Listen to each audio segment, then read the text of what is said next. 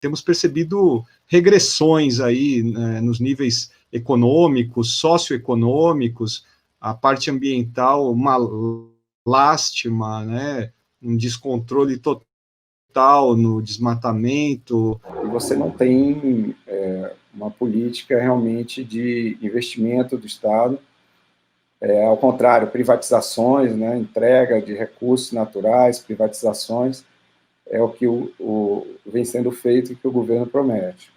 E agora essa discussão da reforma administrativa, da reforma tributária, mais uma vez como se fosse a salvação da lavoura para poder resolver todos os problemas do país e voltar a crescer. Se fala só que o pobre custa muito, então o pobre custa muito, então tem que reduzir. E os servidores públicos são os grandes privilegiados, então também tem que reduzir o gasto com o serviço público, com servidores públicos e os gastos sociais.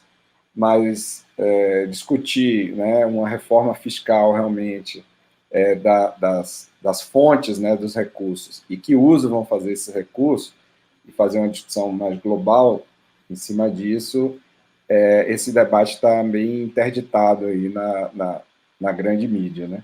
Fizeram a reforma trabalhista reduzindo o custo do trabalho, implementaram uma reforma previdenciária, né, que reduziu benefícios, que tornou mais difícil a aposentadoria, e assim por diante, uma medida de arroxo nas condições previdenciárias, de limitação dos direitos previdenciários, tudo com o intuito de transmitir aos investidores uma sensação de que o país estaria com as suas contas equilibradas e, portanto, o capital investido no Brasil estaria seguro, né, contra riscos de uma quebradeira. Mesmo assim, esse programa foi implementado e não deu resultado. A economia não decolou, não decolava e não fazia nenhum sinal de que iria, né, deslanchar, mesmo depois de aprovada a proposta da reforma da Previdência, que era, digamos assim, aquela solução mágica que iria despertar o interesse dos investidores pelo país.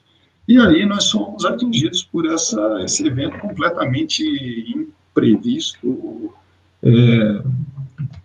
cuja experiência recente ninguém tinha, né, um parâmetro, né, e que simplesmente derrubou a economia no mundo inteiro.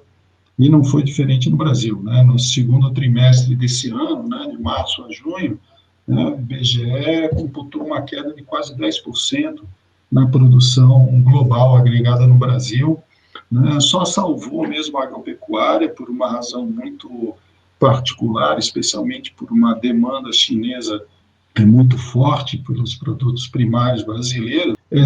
Eu acho que isso é que coloca o grande desafio para o futuro imediato, para o próximo ano, para os próximos 2 anos, sabendo que a economia, mesmo que esteja se recuperando hoje com relativa rapidez, ela vai precisar superar desafios muito grandes do ponto de vista da existência de uma demanda das famílias, de renda nas famílias, principalmente na grande massa de pessoas que vive de salário, né, e dos rendimentos do trabalho, e que ainda vão estar, em grande medida, ou subutilizados ou desempregados, né, e principalmente porque as autoridades, o governo, está falando em adotar a mesma receita de austeridade fiscal, de cumprimento do teto de gastos, e de fazer reformas que, na verdade, reduzem o papel do Estado, no momento em que o Estado tem que liderar a retomada da economia. Era um diagnóstico de que a crise econômica que a gente já estava vivendo em 2015 era decorrente do gasto do Estado, que para eles teria sido acelerado. Então, o Estado cresceu muito, o Estado é ineficiente, ele ocupou um espaço da iniciativa privada que não queria mais investir, então aí é a crise de confiança aí que o Clóvis tinha comentado, e como solução o Estado teria que diminuir de tamanho para deixar um espaço para o investimento privado, como se o investimento privado não tivesse uma relação com o investimento público. né? Então, assim, minha crítica ao teto dos gastos em todos os sentidos, né? A ideia é que o Estado é ineficiente é errada, que o Estado brasileiro é grande demais também, né? Ela também não permite que o Estado reaja numa situação de crise, como estamos vivendo agora, então, quando a economia cai, o Estado não pode entrar para compensar a demanda agregada.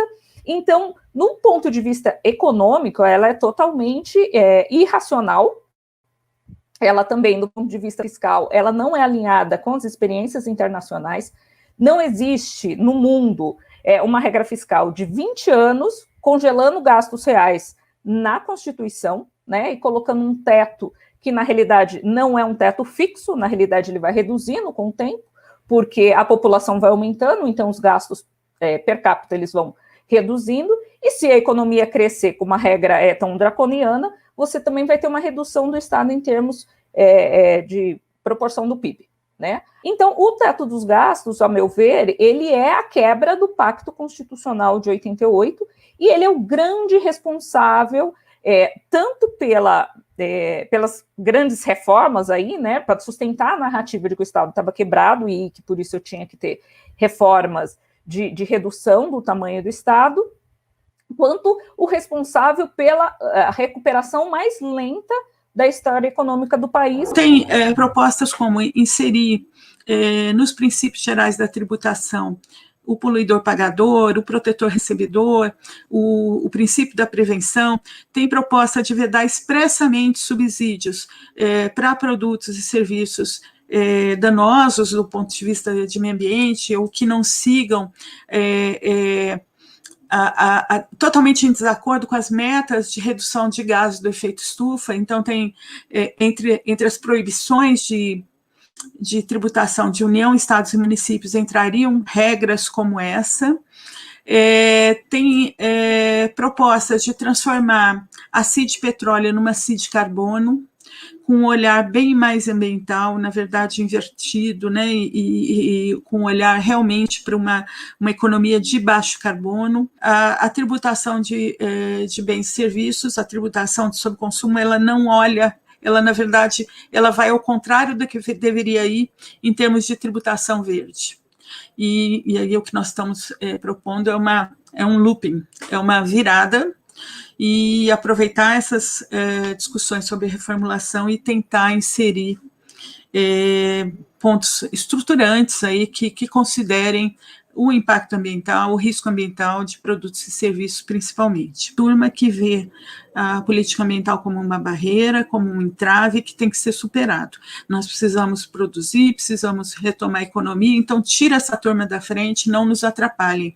E isso, assim, eu pessoalmente acho que essa movimentação ela já está na fala do governo, e isso precisa ser combatido.